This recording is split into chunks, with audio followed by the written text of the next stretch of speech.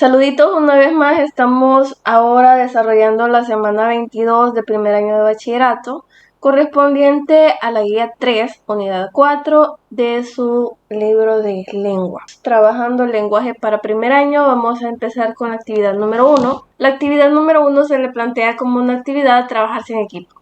Se le pide leer la información acerca de la obra Macbeth, específicamente del acto 2. Antes de empezar a analizar el fragmento que se nos da, vamos a hablar un poco de la obra en general para que podamos entenderla mejor. Y es una obra sumamente interesante, de verdad es muy de mi gusto. Macbeth es una historia de conspiración, es muy parecida a las historias griegas, dado que en las historias griegas se plantea un destino y ese destino se cumple, no importando los atajos que se tomen para evitarlo, o en este caso de Macbeth, para cumplirlo. Bueno, resulta que en el reino, en Escocia, había un rey muy bueno, bastante efectivo, llamado Duncan. Y ese rey, pues como todos, tenía súbditos, entre ellos Macbeth y algunas otras personas. Pero sucede que un día de tantos, Macbeth y un amigo se encuentran con tres brujas. Estas tres brujas profetizan a Macbeth que va a ser rey. Esa noticia causa un interés bastante especial en Macbeth. A pesar de esto, también hace una profecía para el amigo de Macbeth, en la que le dicen que él no va a ser rey, pero va a ser más grande que Macbeth. No va a ser rey, pero posiblemente va a ser padre de reyes. Entonces Macbeth llega a su casa, le cuenta a su esposa que según la obra se le llama Lady Macbeth, y la esposa pues comienza como con aquella impaciencia de que si vas a ser rey, cuanto antes mejor. Y en lugar de esperar a que se cumpla la profecía, deciden realizar ciertas acciones que van a llevar a que se cumpla la profecía. Y es así que un día de tantos que tienen de invitado en su castillo a Duncan, el rey, deciden asesinarlo. Macbeth lo asesina y para poder cubrir su asesinato matan también a los vigilantes que guardaban el sueño del rey. Esto en un principio mueve mucho a Macbeth, él no estaba acostumbrado aparentemente al inicio de la obra, él es un hombre bueno, pero en el camino de la ambición se va convirtiendo en un hombre totalmente diferente que busca deshacerse de todas las personas que se interpongan en su camino. Llega a tal grado de desesperación que mata a todo aquel que pueda representar un peligro para su reinado. Su esposa, por su parte, a pesar de que en un principio se mostraba bien segura de que había que cumplir su destino y de hacer todo lo que hubiese que hacer, llega a un punto en que su conciencia la hace perder la razón y comienza a delirar y a creer que tiene todo el tiempo sangre en sus manos y comienza a lavarse incesantemente las manos para quitar esa sangre. Macbeth por su parte sigue pues muy desesperado por cubrir todos sus crímenes y por preservar su corona, manda a matar incluso a su amigo, pero llega el momento de que está en tal punto de desesperación que busca encontrar las brujas de nuevo. Las brujas le hacen nuevas profecías y le explican que él no va a ser asesinado por un hombre que haya nacido de mujer y que va a ser derrocado, o sea, le van a quitar su reino, solo que un bosque avance contra él, entre otras cosas. Entonces Macbeth se confía mucho porque si todos los hombres han nacido de mujer y los bosques no caminan y no atacan a los reinos. Entonces se confía, pero sus enemigos se alzan contra él. Se dice que el ejército contrario avanza contra él y los soldados se disfrazan precisamente de árboles para no ser percibidos. En este punto se cumple la profecía de que se alza contra él un bosque y lo enfrenta un hombre a quien el mismo Macbeth le dice: no me vas a poder asesinar porque no me puede asesinar ningún hombre nacido de mujer. Y el hombre le dice que él no nació de mujer, fue extraído del cadáver de su madre cuando ésta ya había muerto. Por lo tanto, este hombre lo asesina y pues se queda con el reino. Así termina la obra. Obviamente es un resumen bastante general con pocos detalles. Usted puede ir a investigarlo un poco más. No he profundizado mucho porque nos vamos a extender mucho con el video. Este fragmento que se nos presenta acá es el diálogo entre la esposa de Macbeth, Lady Macbeth, y Macbeth en el momento que se ha asesinado a Duncan y posteriormente se asesinan a los vigilantes, a los guardias que vigilaban la seguridad del rey. Ellos pues comentan cómo ha sido todo, usted puede leerlo más a profundidad, comentan cómo ha sido todo, cómo han llevado a cabo el crimen y de eso trata el fragmento y en base al fragmento se le hacen las siguientes preguntas. Se le pide resolver lo siguiente, empezando con el literal A, donde se le cuestiona cuál es la acción principal que se desarrolla en el texto. En el texto se plantea el nerviosismo y la mezcla de emociones experimentadas por los esposos Macbeth, luego de haber asesinado al rey Duncan y posteriormente a los guardias que lo vigilaban. En el literal B se le pide que describa el lugar y el tiempo en el que se desarrollan las acciones. Las acciones se llevan a cabo específicamente en el castillo de los Macbeth, quienes al tener al rey, como ya mencionaba antes, al rey Duncan como invitado, aprovecharon para asesinarlo y para poder cubrir el asesinato matan también a los guardias que lo vigilaban. Todo esto con el único objetivo de hacer cumplir la profecía que le habían hecho las brujas a Macbeth, en la cual se suponía que él tenía que llegar a ser rey. En el literal se le pide que responda qué nos intenta comunicar el autor con esta obra. El autor, desde mi opinión, buscaría dar la enseñanza o compartir el aprendizaje de que no se debe lastimar a otros solo para obtener aquello que creemos merecer. Luego de respondidas las preguntas, se le pide que comparta cada una con su clase. Continuamos con la actividad número 2. En este caso vamos a analizar la cohesión. La actividad número 2 es una actividad planteada a realizarse con el docente y se le pide leer la información a continuación. La información es referida a la repetición o recurrencia léxica. De la misma se le dice que esta es un mecanismo lingüístico de cohesión textual que permite establecer relaciones entre las diferentes partes de un texto. La función de la repetición es enlazar de manera lógica una idea con la otra en oraciones continuas para mantener la unidad del texto. Se manifiesta en dos formas. La forma semántica, que corresponde a elementos como sinonimia, antonimia, hipónimos e hiperónimos. Empezando por las sinonimias, vamos a entender que esta consiste en utilizar una palabra con el mismo significado que la anterior. Por ejemplo, el miedo se observaba en el rostro de Juan. Aquel terror lo tenía preso. En la sinonimia se utiliza una palabra con el mismo significado que la anterior. Tenemos dos oraciones. En una primera oración se escribe una palabra y en la segunda se hace referencia a la misma con una palabra diferente pero con el mismo significado. En este punto, el ejemplo es el uso de la palabra miedo y terror. Luego tenemos la antonimia, en la cual se utiliza una palabra con un significado opuesto que la anterior. En la primera oración se ocupa una palabra con su significado y en la segunda se ocupa una palabra con un significado totalmente contrario y lo tenemos aquí. Le hice un castillo de arena enorme a mi hermano. Él quería uno más pequeño. La antonimia está en que primero se ocupó enorme y luego pequeño. Luego tenemos los hipónimos, en los cuales se utiliza una palabra con un significado similar, pero menos amplio que el anterior. Un ejemplo es, los medios de transporte son necesarios, pero la bicicleta no contamina el medio ambiente. Tenemos primero el concepto general, que son los medios de transporte, que engloba, es más amplio, y luego nos reducimos o nos referimos a uno, que en este caso es la bicicleta. Luego tenemos los hiperónimos, en los cuales se utiliza una palabra con un significado similar, pero más amplio que el anterior. Y tenemos el ejemplo, el rojo y el azul son sus favoritos. A mí me gustan todos los colores en esa ropa. Vemos que en la primera oración se han usado los colores, específicamente el rojo y el azul, y luego se han mencionado esos colores de forma más amplia, de forma más general, aludiendo a todos los colores.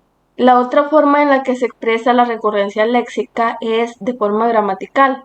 Esta corresponde a elementos gramaticales del mismo tipo, entre estos pronombres, adverbios, verbos. Sabemos que un pronombre se utiliza para sustituir al nombre. Un ejemplo de esto es, Gabriela es una estudiante disciplinada. Ella siempre entrega las tareas. Mencionamos primero a Gabriela en la primera oración y luego la mencionamos, pero ya no utilizando su nombre, sino un pronombre. En este caso, ella. Luego tenemos los adverbios. Sabemos que los adverbios designan lugar, modo, tiempo y causa, modifican al verbo. Tenemos por acá el ejemplo: Juan y María irán al estadio, ubicando a los sujetos en lugar. Y en la oración que continúa dice: cuando estén ahí, refiriéndose al estadio, hemos usado primero el lugar de forma específica y luego hemos sustituido ese lugar por el adverbio que corresponde, que en este caso es ahí. Luego tenemos la forma verbal, la cual se refiere a las acciones según el tiempo y el modo. Tenemos un ejemplo por acá: el próximo martes iré a Metapán. Ese día llevaré tu cuaderno. Estamos usando el primer verbo, que es iré, y en la segunda oración se relaciona ese iré con que se llevará ese cuaderno. Continuamos, luego de haber analizado la información, a revisar qué se nos pide hacer a partir de la información. Se le pide resolver. En el literal A le preguntan: ¿por qué es necesario que se utilice la repetición o recurrencia léxica cuando se escribe un texto? Se hace necesario utilizar la repetición o recurrencia léxica dado que esta nos permite escribir los textos con mayor coherencia, lo cual hace más efectiva la comunicación escrita. En el literal B se le pide que complete el siguiente cuadro donde se evidencian cada tipo de repetición o recurrencia y que subraye las partes de las oraciones donde se manifiesta. En palabras simples, lo que va a hacer acá es aportar ejemplos de cada uno de los tipos de recurrencia. Ya tenemos el ejemplo de sinonimia, está por acá, en el cual se le dice: el automóvil de mi papá se arruinó, el carro tenía defectos mecánicos. Ambas oraciones sabemos que están relacionadas, aluden al mismo automóvil, pero en la primera oración se escribió automóvil y en la segunda se refirió al mismo como carro. Eso es sinonimia. Antonimia, por su parte, no está complementado, por lo cual nosotros vamos a ir aportando los ejemplos que acá se nos piden. En el caso de antonimia, el ejemplo va a ser: ella seguía sintiéndose la mujer más fea, mientras que para él era la más bella. Recuerde que antonimia consiste en utilizar palabras contrarias. En este caso, las palabras son fea y bella. Usted la subraya y ahí estaría identificada su antonimia.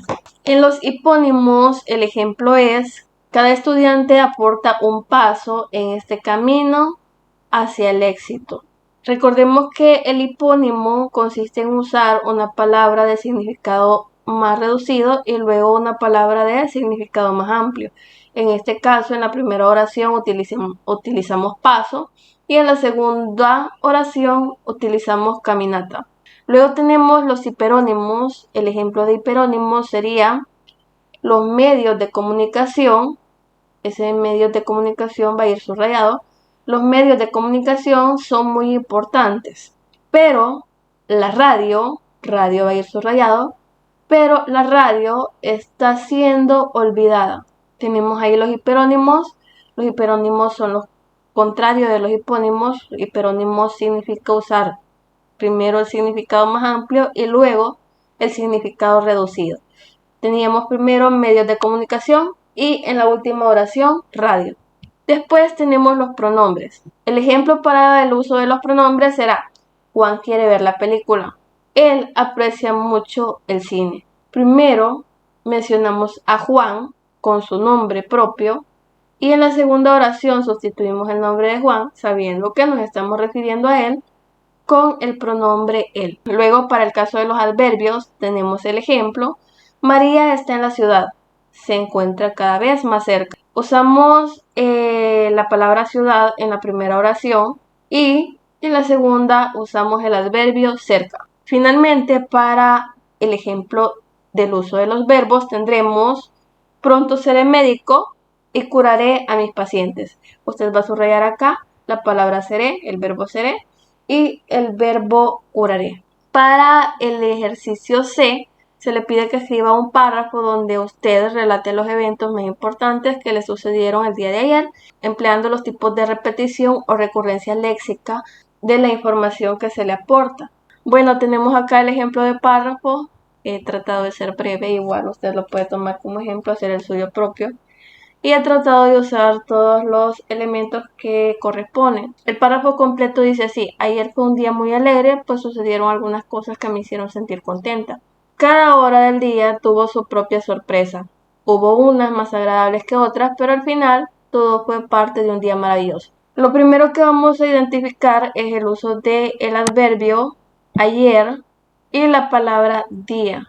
Luego tenemos la sinonimia alegre y contenta, uso de sinónimos.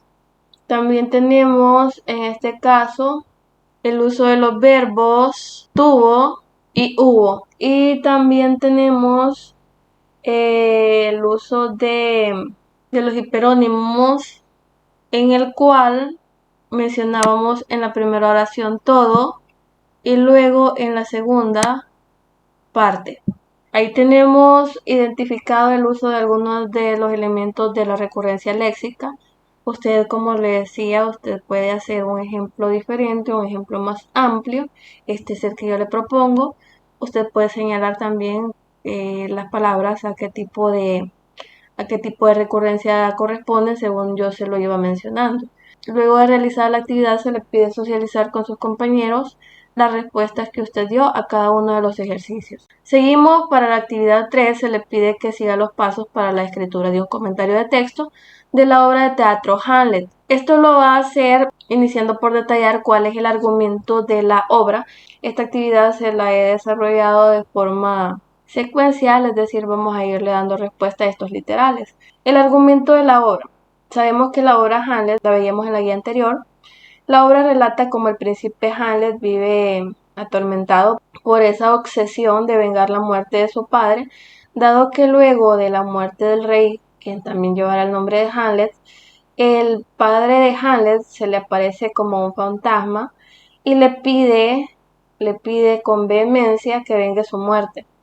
Pues le revela que él no murió realmente de la mordedura de una serpiente como lo han hecho creer en el reino, sino que fue su hermano Claudio el que lo envenenó, depositando una gota de veneno en su oído, y de esta forma el rey murió para poder quedarse con el reino, lo que logró casándose con la reina Gertrudis al morir el rey. De esta forma logró quedarse con la corona. Hamlet se indignó mucho cuando escuchó todo lo que la sombra le reveló y a partir de ahí hace todo lo posible por vengar la muerte de su padre. Incluso comete algunos errores en el proceso y mata por error a Apolonio, quien era el mayordomo del palacio, de Ofelia, una mujer que lo amaba mucho y a quien Hamlet en algún momento también amó, pero que dado la obsesión, pues comenzó a dejar de lado. Ofelia cayó en tal punto de desesperación y decepción al darse cuenta que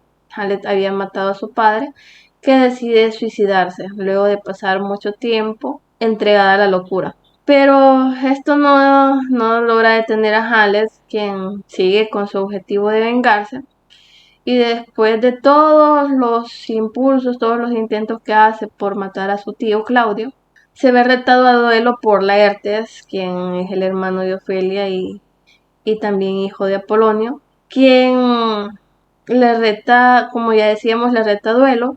Y en este duelo se da una situación un poquito como complicada, un poquito conflictiva, un poco quizás desordenada, pues Hamlet planea matar al rey con veneno y el rey también planea deshacerse de Hamlet y a su vez de Laertes envenenando las espadas y que al menor toque de las espadas ambos mueran. Del vino beben el rey y bebe la reina y pues Hamlet y Laertes se tocan con las espadas y así mueren. Al final de la obra mueren todos los personajes principales y el reino es reclamado por Noruega.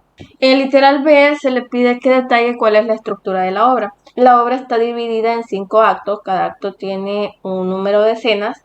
El acto 1 está constituido por 5 escenas, el acto 2 por 2 escenas, el acto 3 4 escenas, acto 4 7 escenas y acto 5 2 escenas. En el literal C se le pide que responda cuál es el conflicto principal de la obra. El conflicto principal de la obra es el anhelo y afán de venganza de Hamlet. En el literal D se le pide que mencione las características psicológicas y físicas de los personajes. Vamos a mencionar acá los principales. Por ejemplo, el rey Hamlet. El rey Hamlet era el padre de Hamlet, quien después de su muerte deambulaba como alma en pena y quien a su vez pide a su hijo que vengue su muerte. Hamlet es el príncipe, un hombre joven, hijo del rey, quien, sufriendo mucho por la pérdida de su padre asesinado, vive con un intenso deseo de venganza luego de que le ha sido revelado que su padre fue asesinado. Luego tenemos a Claudio, hermano del rey. Este asesinó al rey y se casó con la reina para poder convertirse en rey. También tenemos a Gertrudis, que es la reina, la madre de Hamlet y esposa del rey muerto. Esta se casó con el hermano del rey al quedar viuda. Tenemos a Ofelia, una mujer joven, hija de Apolonio. Apolonio, que era mayordomo del palacio. Ofelia amaba mucho a Hamlet, pero pierde la razón al darse cuenta que su amado asesinó a su propio padre. Esto le lleva a suicidarse. Luego tenemos a Apolonio, él es padre de Ofelia y mayordomo del castillo. Él es asesinado por Hamlet por error, dado que Hamlet le mata creyendo que se trata de Claudio. Tenemos finalmente a Laertes, hijo de Apolonio y hermano de Ofelia. Él regresa a Dinamarca para vengar la desgracia de su familia, esa desgracia en que Hamlet les hizo caer, y para esto reta a duelo a Hamlet. En el literal E se le cuestiona qué tipo de lenguaje se utiliza en la obra, qué tipo de lenguaje utiliza cada uno de los personajes, si es estándar, coloquial o vulgar. El lenguaje utilizado va de lo estándar a lo oculto, dado que los personajes se expresan de manera muy correcta, coherente y usando en ocasiones cultismo. En el literal F se le pide que detalle cuál es el espacio y el tiempo en el que se desarrollan las acciones dentro de la obra. La historia que se plantea dentro de la obra se lleva a cabo en Dinamarca, por ahí del siglo XVI más o menos, y las diferentes acciones sitúan a los personajes en ubicaciones tanto fuera como dentro del castillo. Luego de terminada la actividad se le pide que comparta con sus compañeros la planificación de su comentario. Después de esto vamos a la fase de textualización. En la fase de textualización se le pide que escriba su comentario de texto en el cuaderno, tomando en consideración las respuestas anteriores y la estructura de la obra. Es decir, acá usted va a escribir su comentario, pero se va a basar en lo que ya investigó, en lo que reflejamos en la parte de la planificación. Tiene que considerar que su comentario tenga incorporada la introducción, el desarrollo y la conclusión, teniendo en cuenta que en la introducción va a mencionar datos generales de la obra como el título, el autor, cuándo y dónde se publicó. Además va a presentar un breve resumen explicando de qué trata la obra. En el desarrollo se le sugiere hacer un comentario a partir de las características que presenta el texto, relacionar los hechos con el texto de la época de publicación, incluir citas textuales. Además, en la conclusión se le sugiere que a partir de las características y de las ideas expuestas en el desarrollo, escriba una conclusión. Es decir, luego de detallar todo lo que usted pudo analizar de la obra, va a escribir una conclusión, una opinión personal puede ser, respecto de todo lo que se trató el texto. En la fase de revisión se le sugiere que intercambie con sus compañeros su texto y que cada uno señale algunos errores que pueda identificar. Se le pide que se realicen las observaciones sobre las fortalezas y debilidades que posee el comentario de una obra dramática, que escriba a partir de los siguientes criterios. Los criterios a considerar son los siguientes. Por ejemplo, el comentario posee la estructura definida, ese inicio, desarrollo y final. Usted lo va a analizar en esta parte. Si su análisis presenta una relación con el contexto, si se hacen valoraciones sobre el contenido, si las ideas se comprenden con facilidad, si en el texto se hace uso de mecanismos de cohesión textual, si en el texto se presentan errores ortográficos. Todo esto se le sugiere que usted lo evalúe en la parte de revisión del texto. Luego, al terminar la revisión, usted conversará con sus compañeros sobre las observaciones del texto y a partir de las observaciones va a releer y podrá reescribir su texto ya en una versión mejorada. Tenemos por acá en la actividad 4, una actividad planteada como para desarrollarse en forma individual, en la cual se le pide presentar su texto en su versión final. Y es lo que vamos a hacer en este momento. Tenemos por acá la propuesta de comentario de texto. Usted sabe que estas propuestas son eso, propuestas. Usted puede tomarlas solo como ejemplo, puede retomarlas tal cual si usted quiere o puede hacer la suya propia. Tenemos lo siguiente. Comentario de texto de la obra Hamlet. Hamlet es una de las obras cumbres del escritor William Shakespeare. La misma posee una estructura muy bien trabajada que la presenta como un texto dramático propio para la ejecución teatral, dividida en 5 actos de los que cada uno, a su vez, está dividido en escenas. Así, el acto 1 consta de 5 escenas, el acto 2 consta de 2 escenas, el acto 3 está compuesto por 4 escenas, el acto 4 se integra de 7 escenas y el último acto es el número 5 que está armado por 2 escenas. La obra da a conocer la historia de Hamlet, príncipe de Dinamarca, quien vive atormentado por cumplir los deseos de su padre muerto, el antiguo rey de Dinamarca. Hamlet pudo descubrir que su padre no había muerto por accidente, como se lo habían intentado hacer creer. Luego de la muerte del rey, se comienzan a escuchar rumores en el palacio referidos a que los guardias habían visto un fantasma, una sombra que se aparecía a ciertas horas de la madrugada. Hamlet se interesa mucho por dicho acontecimiento hasta que un día se encuentra de frente con el fantasma de su padre, quien le informa que realmente fue asesinado por el nuevo rey de Dinamarca, quien es nada más y nada menos que su hermano Claudio. Hamlet se indigna mucho e inicia una lucha psicológica y física para deshacerse del asesino de su padre, e incluso llega a matar a Apolonio, quien era mayordomo del castillo, pensando que se trataba de Claudio. Apolonio era el padre de Ofelia, el gran amor de Hamlet. Ofelia enloquece al darse cuenta que su amado mató a su padre y termina suicidándose. Nada detiene a Hamlet en su afán de venganza, pero un día de tantos regresa Laertes, hermano de Ofelia, y lo reta a un duelo. El día del duelo se preparan las espadas con veneno, pues Claudio también quiere deshacerse de Hamlet, y Hamlet a su vez envenena el vino, por lo cual, al finalizar el duelo, todos los personajes mueren y el reino pasa a manos de los noruegos. Como podemos darnos cuenta, la obra posee una trama excelente, en la que se busca reflejar que hay muchas actitudes que pueden llevarnos a un mal final. Para esto tenemos el ejemplo de Claudio, que buscando el poder encontró su propia muerte, al igual que Hamlet, quien finalmente muere resultado de querer tomar la venganza de su propia mano. Tenemos aquí la propuesta de comentario de texto. Tendríamos en el párrafo inicial la introducción, en el párrafo 2 y 3 el desarrollo y en el último párrafo la conclusión. Continuamos el desarrollo de la guía ahora con la actividad número 5. En la actividad número 5 se le pide leer la siguiente información y esta información es referida a las referencias, valga la repetición, diciéndonos que las referencias son un conjunto de datos que se utilizan para identificar las fuentes de las que se extrajo una información específica, una información que usted haya utilizado en algún texto, con la finalidad de ampliar una idea, de reforzar algún argumento o introducir una definición.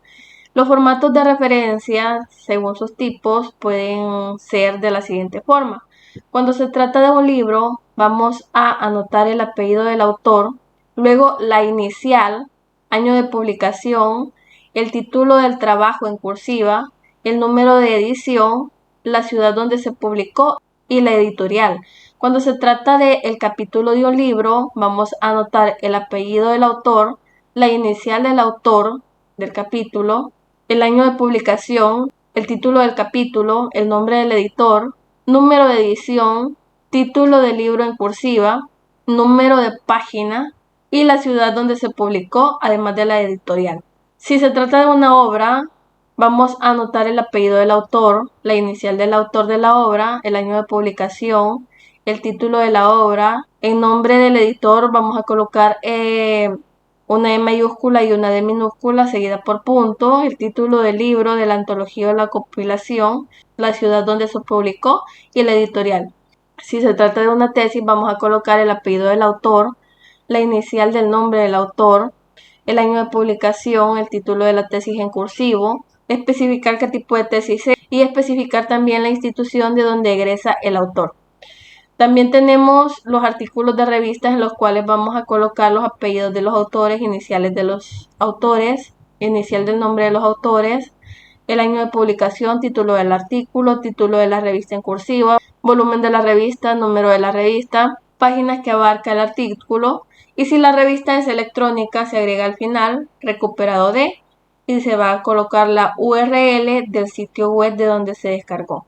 Para dar continuidad a la actividad 5, luego de haber leído la información sobre las referencias bibliográficas y algunos de sus tipos, se le pide hacer lo siguiente. Se le pide resolver en el cuaderno y en el literal A se le pide rastrear ejemplos de los diferentes tipos de fuentes, como por ejemplo libros, capítulos, obras en antología, tesis y artículos de revista.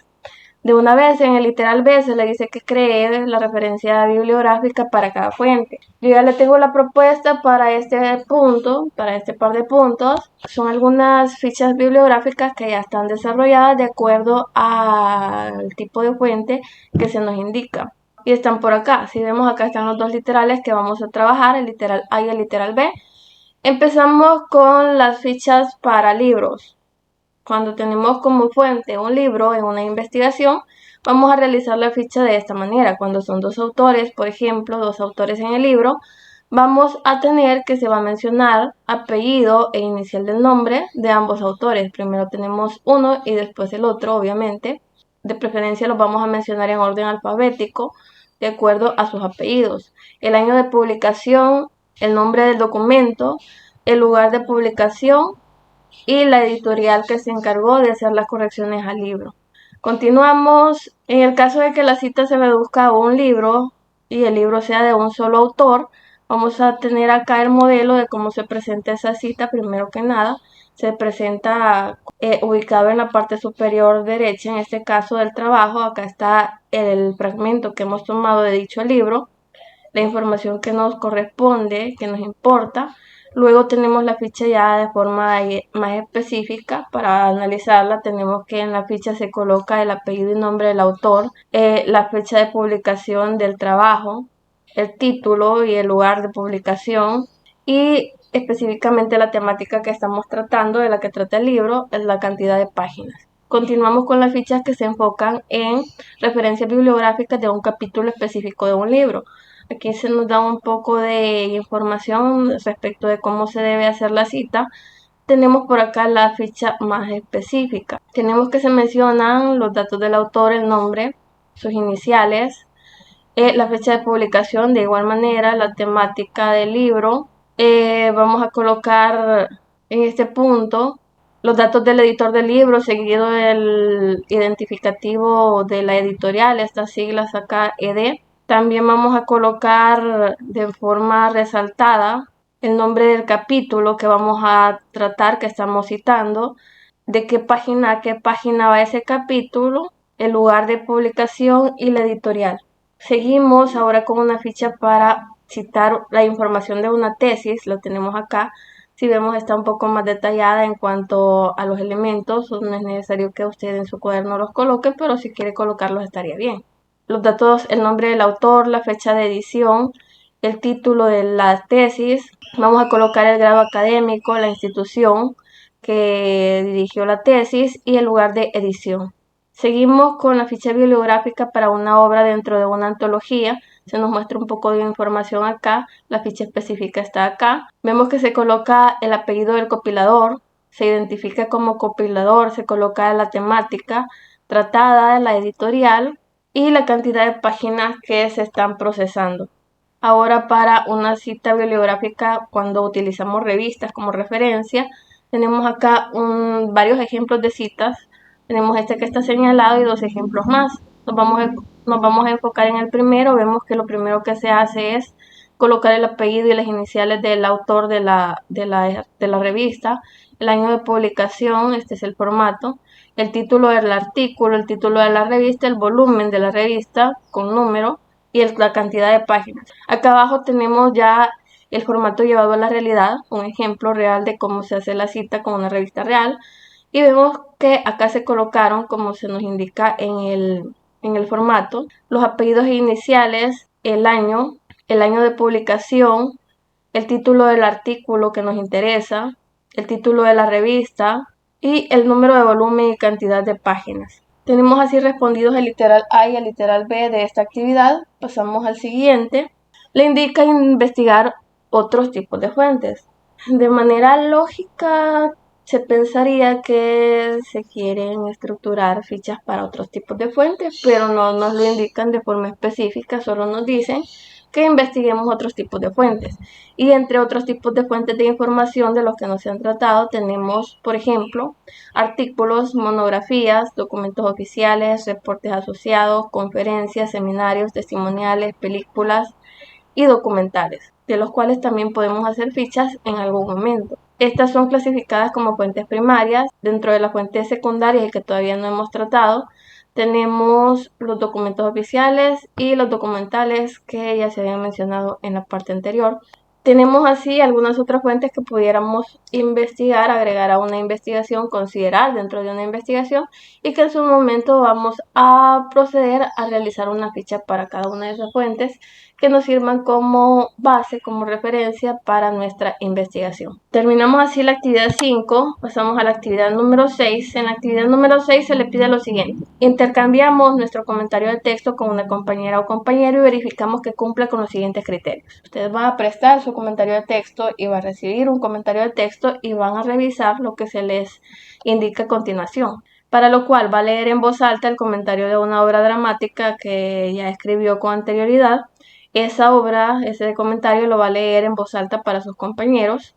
Luego va a hacer una valoración personal de su experiencia durante la elaboración del comentario y su obra dramática. A continuación se le presenta una evaluación. Esta evaluación es para poder darnos cuenta si trabajamos bien el comentario de texto. Se le presentan los criterios de este lado y va a colocar acá, de acuerdo a sus alcances, si logró los objetivos o quedó en proceso. Por ejemplo, si presenta la estructura de un comentario de texto, inicio, desarrollo y conclusión, usted va a colocar en logrado, de lo contrario en proceso. Si evidencia el análisis de cada uno de los elementos constituyentes de una obra dramática, por ejemplo, acción principal, personajes, tiempo, espacio y lenguaje, va a colocar en logrado, de lo contrario en proceso. Si cree que su comentario evidencia originalidad en las ideas, va a colocar X en logrado, de lo contrario en proceso. Si presenta una organización clara de las ideas, va a tachar en logrado, de lo contrario en proceso. Y si presenta un curso adecuado de la ortografía, va a colocar una X en logrado, de lo contrario en proceso. Hecho esto, pasamos a la actividad que le dejan para su casa, la cual le pide investigar sobre las técnicas para recopilar información. Estas técnicas que usted va a investigar son el diario de campo y la bitácora. Con eso terminamos la semana 3 para la unidad 4 de lenguaje y literatura de su libro de texto de lengua específicamente, guía que es correspondiente a la semana 22 para el presente año lectivo. Espero estén bien, espero estén avanzando de manera efectiva y eso sería todo. Siempre pedirles que si no se ha suscrito al canal, por favor se suscriba, que si puede recomendar los videos con alguien más, porfa lo haga, que si me puede dejar el like para el video se lo voy a agradecer mucho y desearles siempre bendiciones.